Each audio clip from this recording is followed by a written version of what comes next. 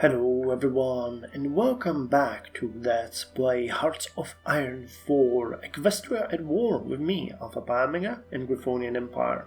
So in this episode we are going to subjugate the peasants. We are going after the Republic of Griffenheim. Our units are ready and in place for their assault on this small duchy. Or is it county? No, it's actually Republic. I just said that. And they're moving their forces to the border, but I don't really think that that's going to be much of a problem, because when you check them, they basically have just infantry. And looking at the numbers, I think that they have like small, not even divisions. It's probably something like a bigger, yeah, it's even called 7 brigades, 1st brigade. So our assault is going to be quick and merciless. Now, we do have quite a lot of military experience, so I found that we might finish the Panzer Division template. Now, we know that the combat width is 14 and that we want to add a motorized artillery to it, so let's just do it right now. That's gonna up its combat width to 20, give us a huge boost to soft attack, nice decent boost to breakthrough, extra boost to HP, defense is going to go up, so these are going to be just monsters. Now we're training 2 divisions here, and I think we do have enough equipment for 1 more. Yeah, we do. So we're just going to go with 3 extra Panzer divisions, because we got 3, and I'd like to have 6. As I mentioned, I don't like odd numbers, so let's go with even numbers. So I'll let the game run now in preparation of the attack. After we subjugate the peasants, we are going to jump into the Reichswaffen contract, and after that we are going to go after purifying the Catherine, because this is the border count or duchy. It's a duchy, right? No, it's Holy Catherine Council. Jesus Christ, they really went insane over there, because I don't want the River Coalition to have access and chance to attack there and take one of our duchies, because that would drag us into a conflict with them immediately. And Yaki clan has capitulated and been taken by the kingdom of Yakistan. Is it Yakistan? Yeah, I read that correctly. So things are happening. Oh, and Staliongrad declared war on Nova Griffonia. Okay, well that is interesting. Which also led me to noticing that there is a village up north here, which is part of Equestria. I had no idea. Still, they're not at war with the Changelings. Usually the Changelings also swallow the polar bear communities before they attack Equestria, so this is not going exactly according to my expectations. Oh, we'll see.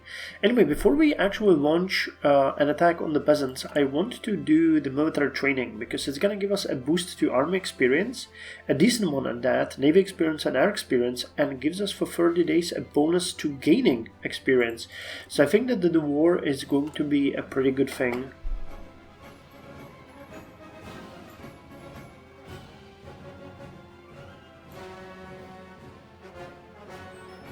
I kinda have no idea what this is. Return of Grover II, but Grover II died a long time ago. Is he in Aquileia somewhere? No. What the hell is that event supposed to mean? I have no idea. Where the hell is Grover II? That was one of our initial kings. Oh wait, here! He took over the Duchy of Yeldom. Emperor Grover II. Grover II was the 2nd ruler of the Griffonian Empire, ascending to the throne in 785 ALB. By the time of his ascension, Grover II was already an accomplished general, and he commanded many of his father's forces when he united the Griffin states. The start of his reign was characterized by an Aquilian insurrection, which the emperor's armies crushed before rebellion could spread throughout the empire. It is said that in this anger, Grover II killed the discreet king of Aquileia himself and ordered Aquila burned. To keep the discreets from seeking revenge, I don't know what discrets are, he married Giselda Discret, the Emperor decided to entrust the idol of Boreas, the Empire's most sacred relic, to his brother Guta, who he made King of Griffonstone, starting a period of early stability. In 799, the Emperor started his conquest south, adding Sycamore and Asterion to the Empire. Grover II was still not content with his domain, fearing his eastern frontier with the ponies of the Riverlands. Therefore, he sanctioned the Knights of Helkville to crusade against them.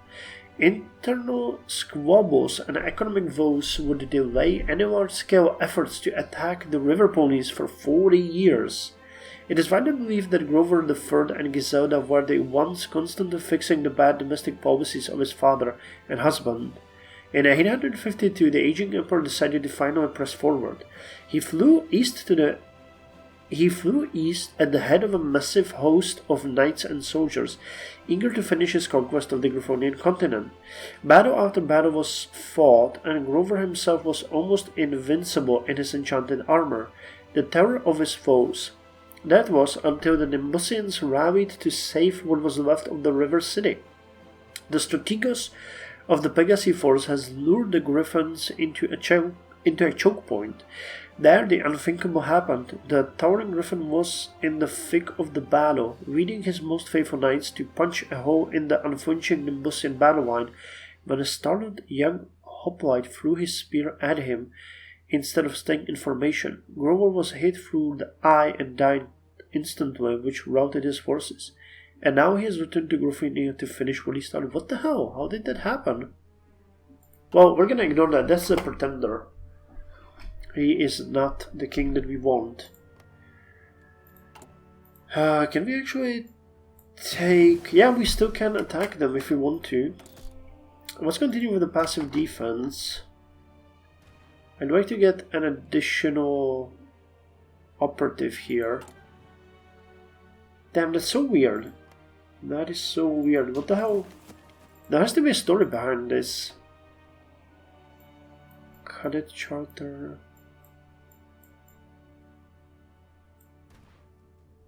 11th century knights, the old guard, subsidized industry, gather the council, the science of life. Yeah, I don't see anything here that would lead to this. It's really weird. Really weird. I guess he has to be a pretender, otherwise it doesn't make sense. Okay, 3 days before the attack, so let's take the military training. That's gonna give us a boost in army experience. Now I know that we want to boost the Imperial Army divisions with artillery, but we just don't have enough yet. Plus we just spent a bunch on our Panzer divisions, so it is better to keep it. Now I could have trained them, but I really don't feel the peasants. Okay, so what do we have here? As a reward for toppling his nemesis Duke Erebus I, His Majesty Grover I granted the peasants of Greifmarschen full autonomy, allowing the peasants to rule themselves. However, what the peasants did with their freedom is nothing but disappointing, a sluggish direct democracy that keeps them stuck in the past. Clearly they need someone to rule them. I mean, this could be an interesting nation to play. They do have a large focus tree. Well, could be fun. So you guys just cross the river. This is gonna be the biggest problem, but as they have one division in each of the small counties or areas, I don't think we'll have trouble pushing them and taking this war where we need it. So let's go with the Reichswaffen contract next. Yeah, this is a piece of cake. Yeah, Oldenburg is just ours. Yeah. Oh, hey, we got some factories immediately. Well, I mean, let's put them on the tanks, because we need to convert them. Now, we're researching a new improved light tank chassis, so we are going to change the tanks into the new ones very soon, which will be a Leichtpanzer 2. But right now, you know, we really need to convert the ones that we have into a better tank, so it's a bit more efficient here. Okay, this is looking pretty good. What are the casualties? We lost literally no one, and they lost already 4.2 thousand troops, so yeah, I don't think they'll be here for much longer.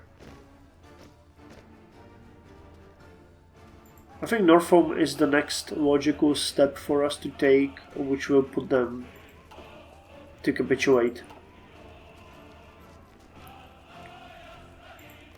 But yeah, I don't really understand this. How can this pretender be Grover the Second? That doesn't make any sense to me. Like, whatsoever. Yeah, we're getting a bunch of army experience here. That is amazing. Yeah, these poor guys have just infantry divisions. They have nothing that they could threaten us with. Okay, and the next Panzer division is ready, so let's send them to where they belong, which is to the fight as part of the 3rd Panzer Army. And I mean, I'm not even bothering to use the Air Force because, I mean, look, we lost 95 guys here.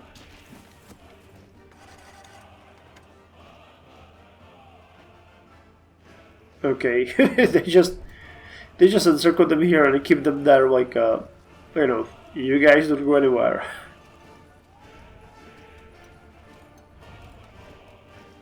Yeah, I think this ought to be it. This ought to be it. We've took Norfolk. Yep. Okay, so we seized 2,500 guns, 1 civilian train, and 19 pieces of artillery, 6 support equipment, and some fuel. Okay, so let's just take all states and yeah, and turn. Basically, this is what we came for here. Okay, so we annexed them. We got more military factories out of that. Okay, I'm gonna throw them at the tanks as well. Let's go with 8. And then we're gonna put more into trucks and so on. I mean, I'd like to have yet another infantry army, but I think that we don't have enough. Yeah, we would. I mean, we are still on volunteers only. If we jump to limited conscription, we could get as many men as we wanted to, but at this point, Okay, while we're working on the Reichswaffen contract, I'm gonna start preparing for the invasion of, what's it called now? Holy Catherine Council. Okay, we'll take the knights and put them in here. And knights are gonna have the goal to take Catherineburg. Oh, okay, that was a wrong war goal completely for you to go at like this. Okay, this is it. We'll put the Panzer Army onto here, and I'll have a war goal to go this way. Yep.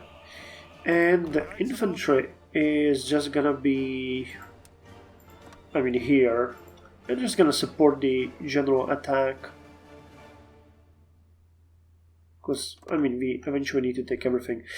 Though, yeah, I just realized we need to stop you guys from doing that. Let's put you on area defense into the central area and put you to drilling. Because you guys really need to get a bit better with the new artillery pieces that you got.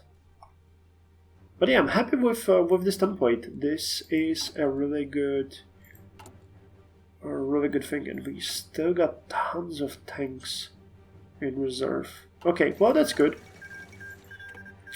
Ordenstadt Helkville has capitulated. Yeah.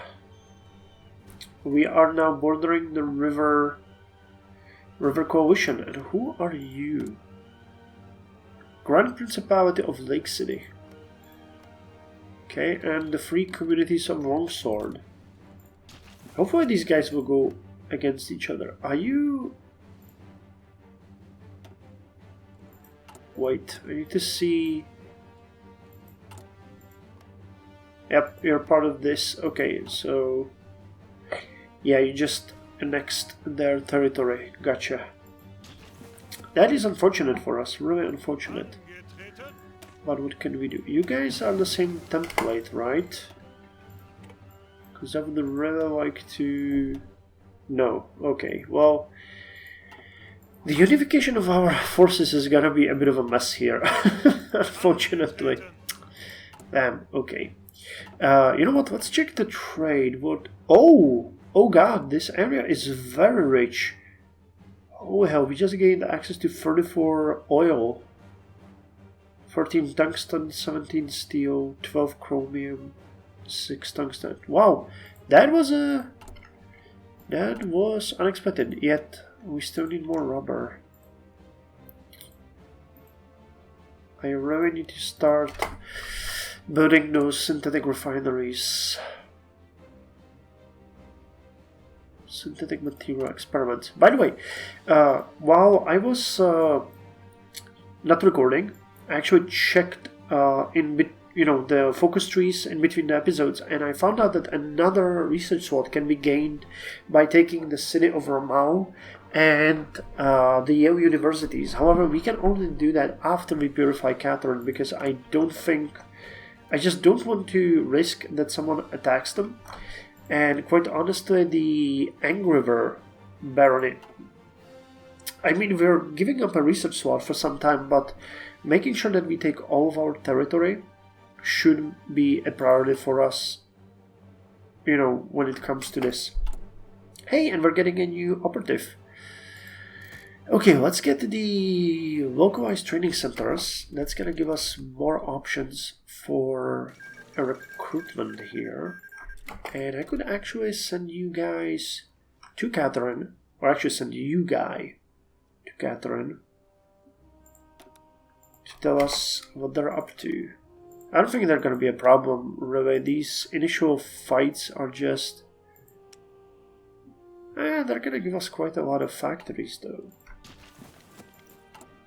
And I think we might be forgiven if we focus more on military, because all of these duchies have mostly civilian infrastructure. So building more military factories should serve us well in the end. Because it's going to balance itself out, you need the balance in your life. So how are you guys doing? Damn, we're really good. I didn't expect that the Electa divisions in OVO would be so quickly outdated. But I mean, I can't change that template. I can do anything. And we get an event, the Emperor's Education.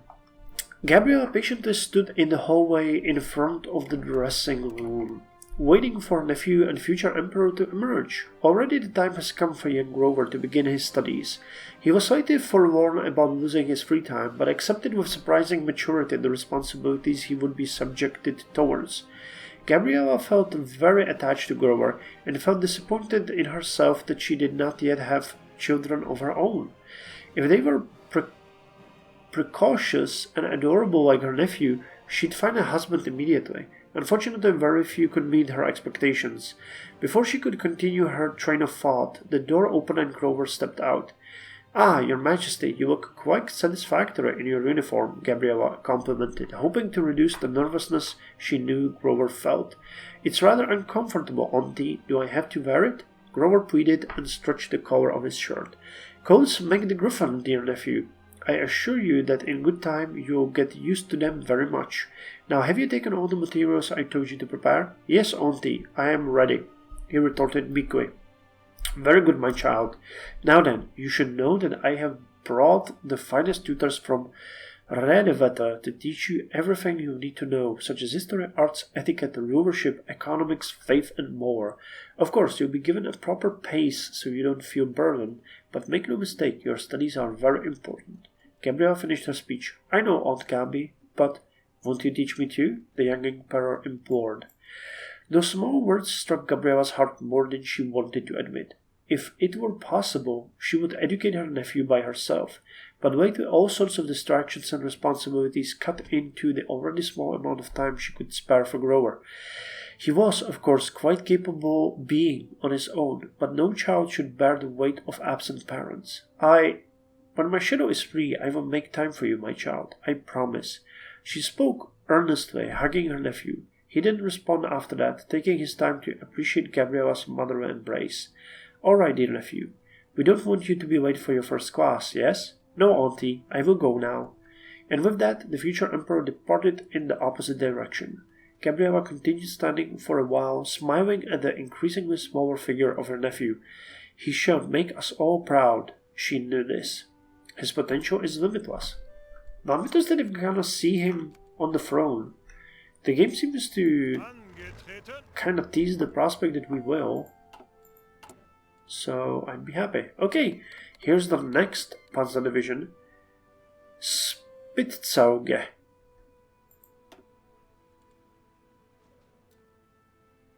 Yep, tomorrow they're coming. Awesome. Okay, and we need to upgrade only 412 light panzers now, which is gonna take about 40 days at this pace. Nice. And we're gonna produce probably a couple more in the 21 days before we can put the new light tank into production. That's great. Okay, here you are. Go and train. Yeah, you already have only the light panzers 1A. You still need to upgrade a couple. But good job, everyone, we did it. Oh, and Scaffold Republic declared one on Hawkland. No, that's not it. Where the hell is Hawkland? Ah, they're going after the islands. Okay. Okay, well, good luck there. I bid the finest experience. So what about you guys now? Still 124 missing in storage. How much are we producing? 4.3 per day. Well, if you look at the Reichswaffen contract, Reichswaffen is the most prominent weapons manufacturer and was founded by a childhood friend of Grover IV. As such, the emperors have had good relations with the company ever since. We should renew this friendship and our mutual ties to ensure that the empire is not without claws. So Reichswaffen is now available as a design company. Weapon and equipment research speed plus 15%. Infantry equipment extra breakthrough. And we get one military factory. Okay, cool. Now we're gonna go and purify Catherine. And we'll wait for... Let's wait those 5 days. And then we're gonna get... Okay, you're gonna go on the artillery. Let's put 2 more factories. Oh, wow, we actually had 2 more factories. Cool. Then let's put 1 more on infantry weapons. We have enough support equipment. Let's put 2 more on armored cars, 2 more on trucks, because motorization will have to come to us sooner or later. Yeah, we're gonna boost all of our production. Yeah, let's just do all of it. So this is 1, 2, 3, 4, 5, 6, 7, 8, 9, 10 extra factories.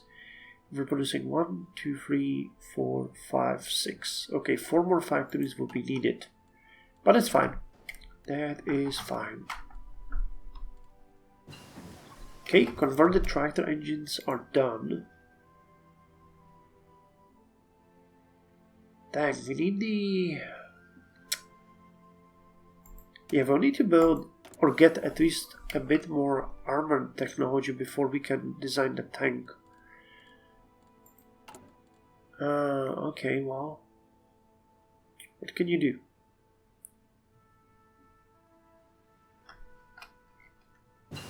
Okay, and we finished the localized training centers. So now let's go with anti-partisan and check what we can get here. Emil Mudbeak, infiltration effectiveness, sabotage. Yeah, I like the infiltration effectiveness. You get that as well, right? No? Yeah, you do. Okay, awesome. So both of these are actually pretty good. You cannot go there, so let's put you on.